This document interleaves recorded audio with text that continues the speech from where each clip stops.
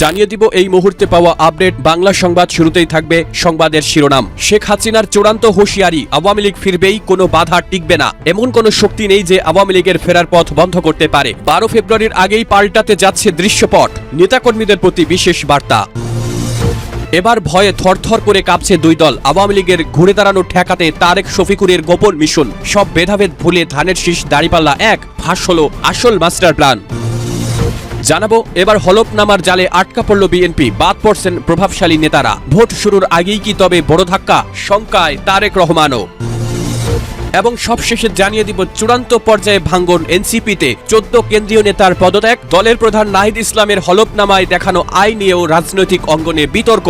সময় কি শেষ হতে চলেছে ছাত্র সমন্বয়কদের? এতক্ষণে সংবাদের শিরোনামগুলো শুনছিলেন, এবারে জানিয়ে দিব বিস্তারিত। শেখ হাসিনা স্পষ্ট ভাষায় জানিয়ে দিয়েছেন, কোন শক্তি আওয়ামী লীগকে ফেরার পথ বন্ধ করতে পারবে না। দীর্ঘদিন পর নেতাকর্মীদের প্রতি তার এই অভয় বাণী এখন সারা দেশে তৃণমূল পর্যায়ে ছড়িয়ে পড়েছে। নেত্রী বিশ্বাস করেন আওয়ামী লীগ জনগণের দল, আর জনগণের হৃদয় থেকে এই দলকে মুছে ফেলা অসম্ভব। নির্বাচন কিংবা নিষেধাজ্ঞা কোনো কিছুই যে আওয়ামী লীগের রক্তে মেশা রাজনীতিকে দমিয়ে রাখতে পারছে না তার প্রমাণ মিলছে প্রতিটি জনপদে। আওয়ামী লীগ কি তবে খুব শীঘ্রই বড় কোনো চমক নিয়ে মাঠে ফিরছে? কেন আওয়ামী লীগের এই আত্মবিশ্বাস? সাম্প্রতিক জরিপগুলো বলছে এখনো দেশের অর্ধেকেরও বেশি মানুষের সমর্থন আওয়ামী লীগের প্রতি অটুট। শুধু তাই নয়, আন্তর্জাতিক মহল থেকেও চাপ বাড়ছে যে আওয়ামী লীগকে ছাড়া 12 ফেব্রুয়ারি নির্বাচন হবে অর্থহীন ও অগ্রহণযোগ্য। বিশ্লেষকরা বলছেন, বড় কোনো রাজনৈতিক শক্তিকে জোর করে বাইরে রাখা মানেই গণতন্ত্রের পরাজয়, আর এই সুযোগটি নিতে যাচ্ছে আওয়ামী লীগ। শেখ হাসিনা তার নেতাকর্মীদের নির্দেশ দিয়েছেন ঐক্যবদ্ধ হওয়ার জন্য। তিনি বলেছেন, আমাদের যার যা কিছু আছে তাই নিয়ে জোটবদ্ধ হয়ে পরাজিত শক্তিকে রুখে দিতে হবে। এই ঘোষণা কি তবে রাজপথ দখলের চূড়ান্ত সিগন্যাল? আওয়ামী লীগ ফিরে আসবেই, এই বিশ্বাস নিয়ে এখন মাঠ গরম করছে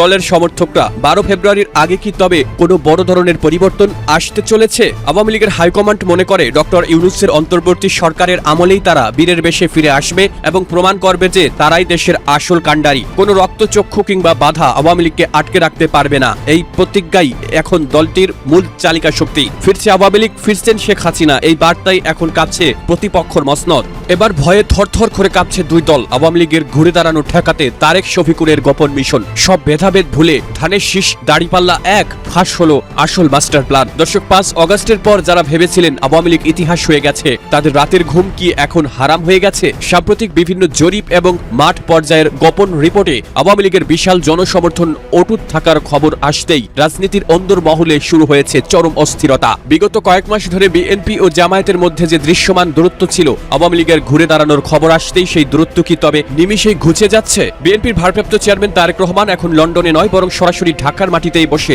পরিস্থিতি পর্যবেক্ষণ করছেন। তিনি বুঝতে পারছেন, আলাদাভাবে নির্বাচন করলে আওয়ামী লীগের নীরব ভোট ব্যাংক বড় কোনো অঘটন ঘটিয়ে দিতে পারে। আর এই আওয়ামী লীগ আতঙ্কে শুরু হয়েছে পুরনো দুই বন্ধুর নতুন মেরুকরণ। রাজনীতির ময়দানে শত্রু যখন শক্তিশালী হয়ে ওঠে, তখন পুরনো বিরোধীরা বন্ধু হয়ে যায়। ঠিক তেমনই চিত্র দেখা যাচ্ছে বাংলাদেশের রাজনীতিতে। বিএনপি ও জামায়াতের মধ্যে হাজারো আদর্শিক বিরোধ থাকলেও এখন তাদের অভিন্ন লক্ষ্য একটাই, যে কোনো মূল্যে আওয়ামী লীগকে রুখে দেওয়া। তারেক রহমান দেশে ফেরার পর থেকে গুলশান কার্যালয় এখন রাজনৈতিক তৎপরতার কেন্দ্রবিন্দু। 1 জানুয়ারি সেখানে জামায়াত আমিরের সাথে তার দীর্ঘ আলোচনা কি তবে সেই এক হওয়ার চূড়ান্ত সংকেত? আওয়ামী লীগকে রুখতে কি তবে রাজপথ এবং ভোটের মাঠ উভয় জায়গাতেই ধানের শীষ আর দাঁড়িপাল্লা এক হয়ে কাজ করার অঙ্গীকার করেছে? ডক্টর শফিকুর রহমান নিজেই জানিয়েছেন, দেশের স্বার্থে তারা আগেও এক ছিলেন, আগামীতেও থাকবেন। যার সহজ মানে হলো আওয়ামী লীগ ঠেকানোর মিশনে তারা এখন একাট্টা। কিন্তু প্রশ্ন হলো, এই ঐক্য কি আওয়ামী লীগকে দমাতে পারবে, নাকি বিএনপি জামায়াতের এই আওয়ামী ভীতি প্রমাণ করে দিচ্ছে যে আওয়ামী লীগ এখনো দেশের সবচেয়ে বড় রাজনৈতিক শক্তি?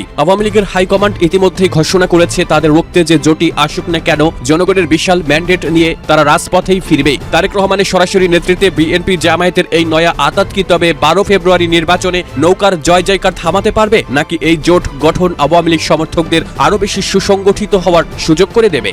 হলফনামার প্যাচে বিএনপি, বাতিল হচ্ছে হেভিওয়েটদের প্রার্থিতা। এবার হলফনামার জালেই আটকা পড়ল বিএনপি, বাদ পড়ছেন প্রভাবশালী নেতারা। ভোট শুরুর আগেই কি তবে বড় ধাক্কা? ঢাকায় বসেই অ্যাকশন তারেক রহমানের। দর্শক, 12 ফেব্রুয়ারি নির্বাচনের আগে বিএনপির জন্য কি তবে অশনি সংকেত ঘনিয়ে আসছে? মনোনয়নপত্র যাচাই বাছাইয়ের দ্বিতীয় দিনে বেরিয়ে আসছে একের পর এক বিস্ফোরক তথ্য।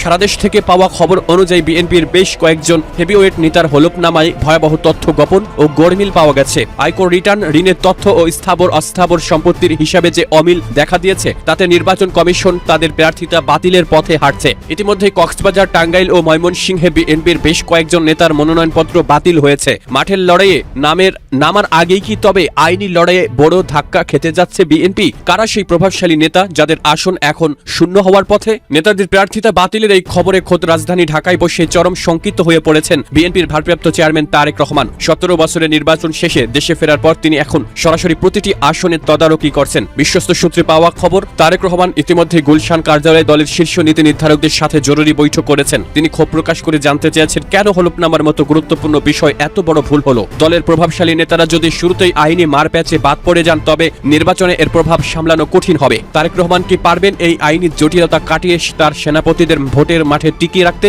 যদি বিএনপির এই হেভিওয়েট নেতারা শেষ পর্যন্ত নির্বাচন থেকে ছিটকে পড়েন তবে ভোটের মাঠে দলটির কৌশল কি হবে? একদিকে আওয়ামী লীগের ঘুরে দাঁড়ানোর ভয়, অন্যদিকে হাসনাত আব্দুল্লাহর মতো প্রার্থীদের প্রশাসনের উপর অনাস্থা। সব মিলিয়ে বিএনপি এখন এক কঠিন বৈতরণী পার করছে। 12 ফেব্রুয়ারির আগেই কি তবে বদলে যাবে দৃশ্যপট? দর্শক, আপনার কি মনে হয়, হলফনামার এই ভুল কি কোনো ষড়যন্ত্র নাকি নেতাদের গাফিলতি? বিএনপি কি পারবে এই সংকট কাটিয়ে উঠতে? চূড়ান্ত পর্যায়ে এনসিপির ভাঙ্গন, 14 কেন্দ্রীয় নেতার পদত্যাগ। রাজনৈতিকভাবে বেশ চাপের মধ্যে পড়েছে নবগঠিত রাজনৈতিক দল জাতীয় নাগরিক পার্টি। প্রথম ঘটনাটি ঘটে জামায়াতে ইসলামীর সঙ্গে ঐক্য গঠনের মধ্য দিয়ে। ওই ঘটনার সূত্র ধরে এনসিপির কেন্দ্রীয় শীর্ষ নেতারা পদত্যাগ শুরু করেন। বর্তমানে এই পদত্যাগের সংখ্যা বাড়তে বাড়তে এমন পর্যায়ে গেছে, কেন্দ্রীয় সহ সারা দেশের এনসিপির পরিচিত মুখগুলোর প্রায় অধিকাংশ নেতাই পদত্যাগ করেছেন। এছাড়া দলের প্রধান নাহিদ ইসলামের হলফনামায় দেখানো আয় নিয়েও রাজনৈতিক অঙ্গনে বিতর্ক শুরু হয়েছে। রাজনৈতিক বিশ্লেষকরা বলছেন এনসিপি থেকে শীর্ষ নেতাদের চলে যাওয়া কিংবা পদত্যাগ দলটির জন্য বিরাট ক্ষতি। যেসব শীর্ষ নেতা দলে রয়েছেন তারাও কেন ব্যর্থ হচ্ছেন দল থেকে পদত্যাগকারীদের ঠেকাতে? এদিকে রাজনৈতিক অঙ্গন ছাড়াও জুলাই অভ্যুত্থানে সম্পৃক্ত যোদ্ধা, শহীদ পরিবার ও আহতদের অনেকেই বলছেন জামায়াতে ইসলামের সঙ্গে নির্বাচনী সমঝোতায় যাওয়ার পর থেকেই একের পর এক কেন্দ্রীয় শীর্ষ নেতা থেকে শুরু করে বিভিন্ন জেলা ও বিভাগীয় শহরের শীর্ষ নেতারা পদত্যাগ করছেন। আবার দলের শীর্ষ নেতাদের অনেকেই দলের এমন সিদ্ধান্তকে প্রত্যাখ্যান করে নির্বাচনী কার্যক্রম থেকে সরে দাঁড়াচ্ছেন। জামায়াতের সঙ্গে জোট করাকে চরম আদর্শ বিরোধী ও রাজনৈতিকভাবে আত্মঘাতী সিদ্ধান্ত হিসেবে দেখছেন দলের একাংশ। যারা একের পর এক পদত্যাগ করছেন, অপরদিকে দলে থাকা শীর্ষ নেতাদের অনেকেই নিষ্ক্রিয় হয়ে পড়ছেন।